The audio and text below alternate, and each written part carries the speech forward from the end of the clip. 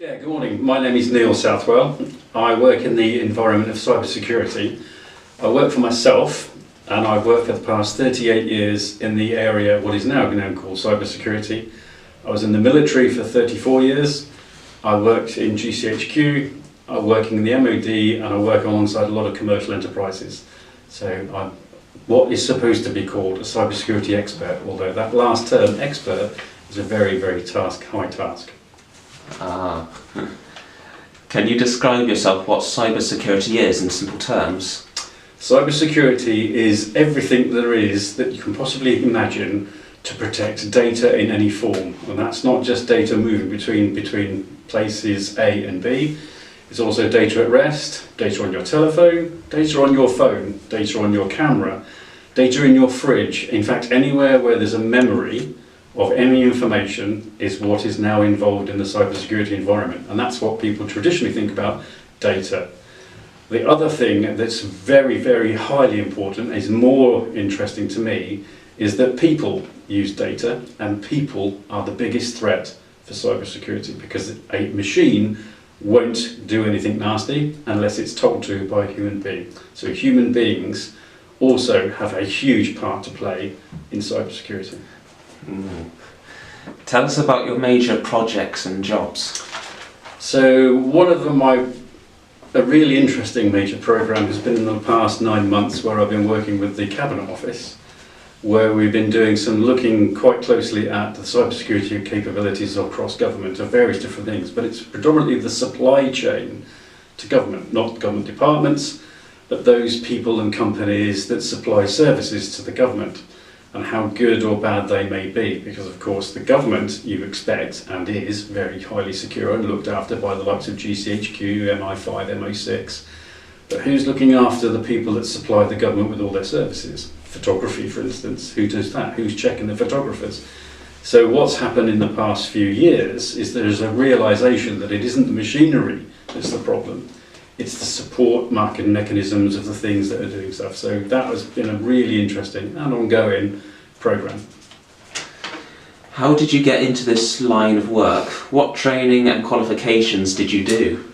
So I joined the Royal Navy in 1974, and I stayed there, and I joined as a signaller, and I was a radio man in the Royal Navy. So as time went by, when I joined the Royal Navy, it was all high-speed Morse, and it was coding little bits of pads of paper into which you would then turn plain language, a sentence like the quick brown fox jumps over the lazy dog.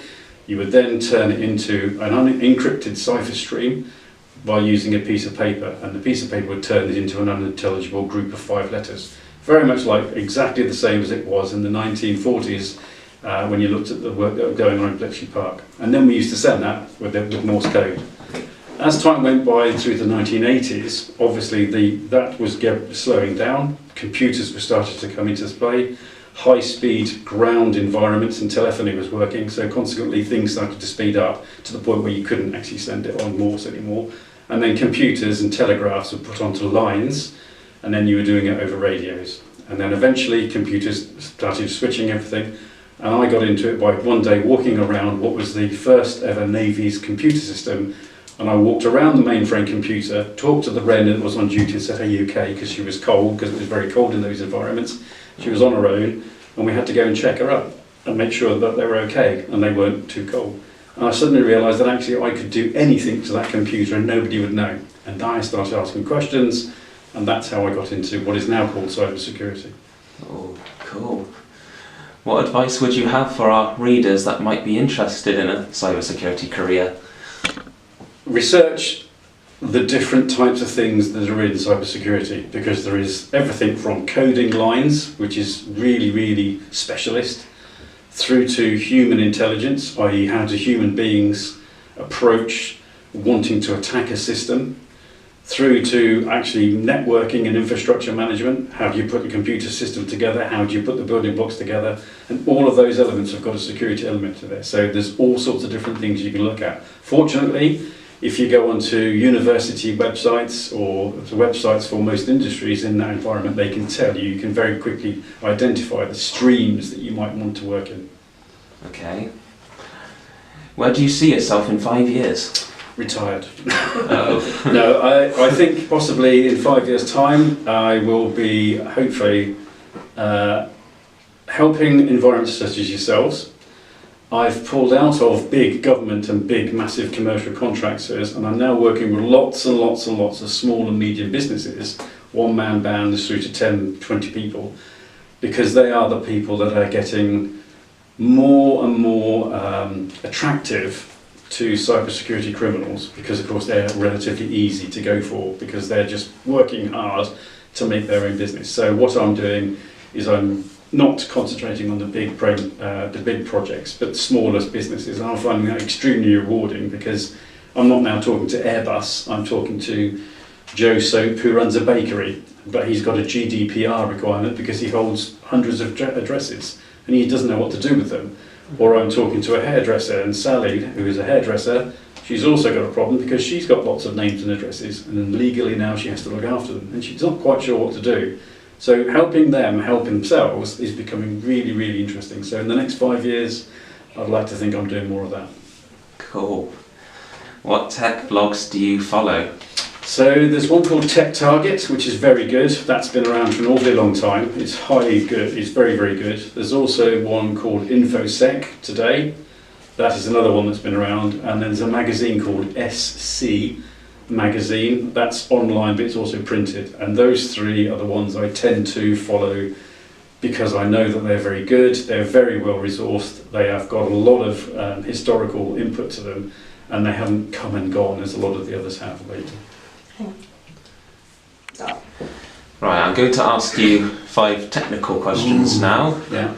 The first one is, what coding languages do you know, and how can people learn to code? So, interestingly, I don't know any coding languages. I know C++, I know Fortran and things like that, but that's very old. I don't necessarily need to understand the coding languages.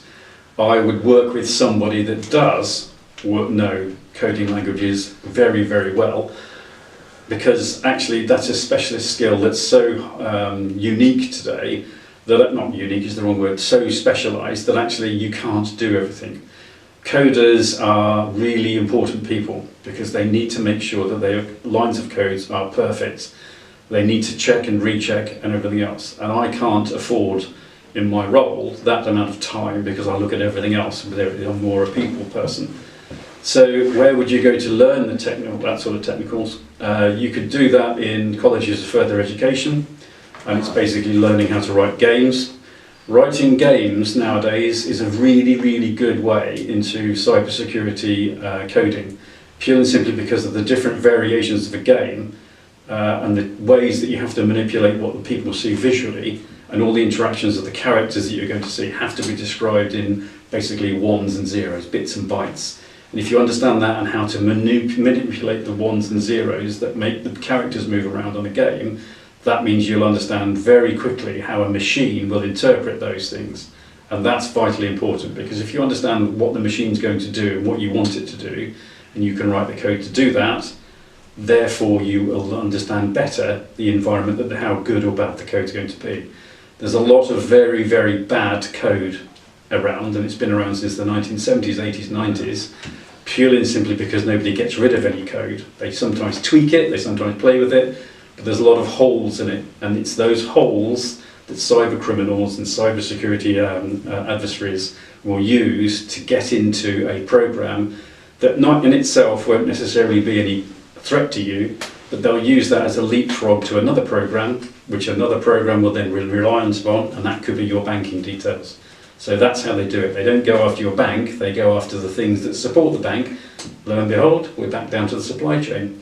So coders, extremely important people. Best places to go to learn that is any educational environment whereby they're supporting games.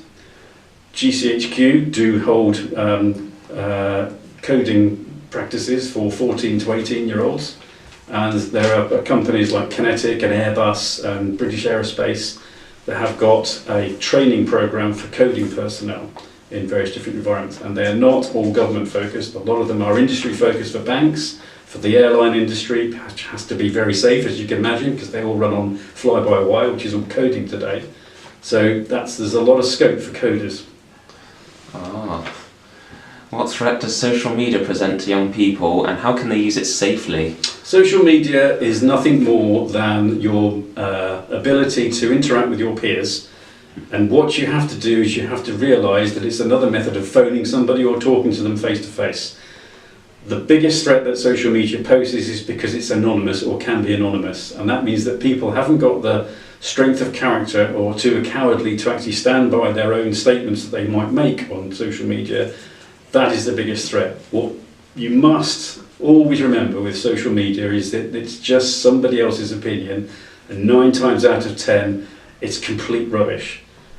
If you know who the person that's sending your message and you know your friends are on there, you can read it. If you don't know who it is, don't be upset by the messages that you might see, because you don't know what these people are really doing it for.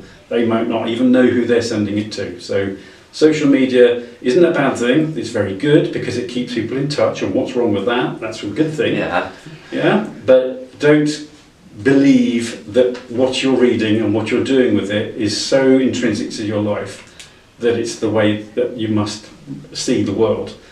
If you don't believe something on the phone and you think your friend sent it, ring your friend, talk to your friend and say, hey, did you send this? And they'll tell you no, they don't. And a lot of the time it's used just to get at people because people are too cowardly to actually stand behind their own convictions. Yeah, that's where it comes from. Can you explain what a firewall is and what a trace route is? So a firewall is basically a protection mechanism. If you can imagine, over here, my hand is the internet, and over here is the environment that you want to protect. A firewall is basically exactly that. It's a wall between the internet, which is lots and lots of different things going on, which are sometimes bad, between this side of the wall, which is where the good stuff is and where you want to be protected, and the firewall just stops the nasties coming in. How does it do that? It's basically set up nowadays to stop the common things to come through, but you can then tell it, I don't want the following things to come through. So if you didn't want Facebook to come into your network, you could block Facebook on your firewall. It's a way of blocking out the things you don't want to come into your network, and also what you don't want to come out of your network onto the internet. So if you've got some very specialised and secret stuff that you want to keep that's personal and you don't want it to go onto the internet, you can set your firewall up to say don't send this stuff out, and that's all in the firewall instructions and things like that. A trace route is, if you can imagine a telephone system and everybody's got a telephone, there is a particular telephone number for each environment. So my phone has got a phone number, your phone's got a phone number, Of course. there's a desk telephone, they've all got telephone numbers. Those telephone numbers can be traced, and those the interact when I ring somebody, hello, it's a route through the network, whatever it be, the internet or telephones, to some other destination. If that's a route from my phone over the network to another destination, I can trace that route back to where this came from, because this will be recorded on the network. And everything that these things do is recorded either on the phone, but definitely in the network. So Vodafone, EE, and all the rest of these things using a mobile phone are recording everything you ever do. Whether they can actually read it or not is irrelevant.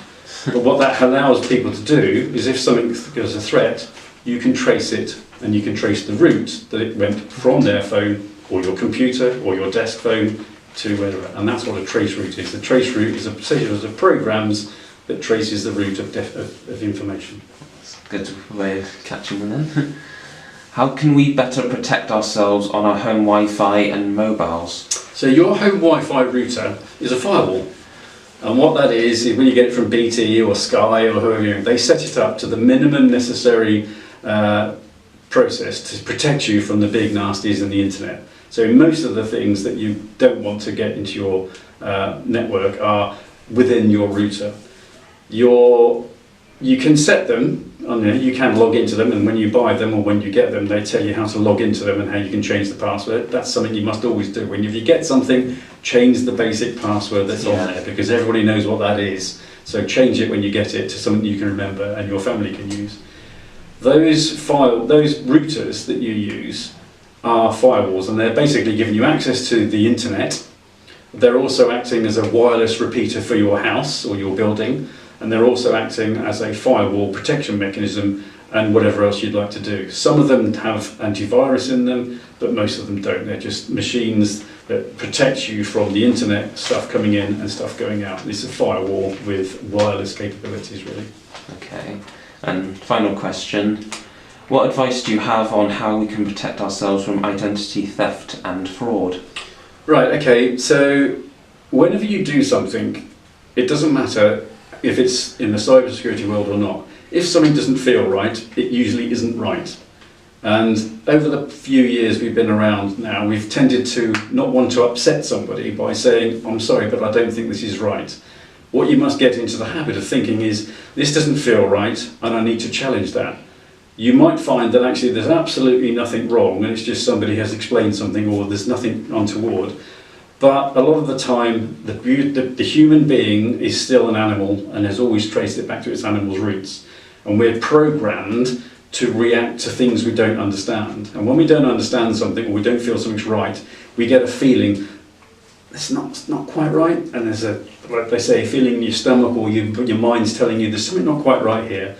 If at that point, let's say, you question it, you stop. And that is your biggest protection mechanism.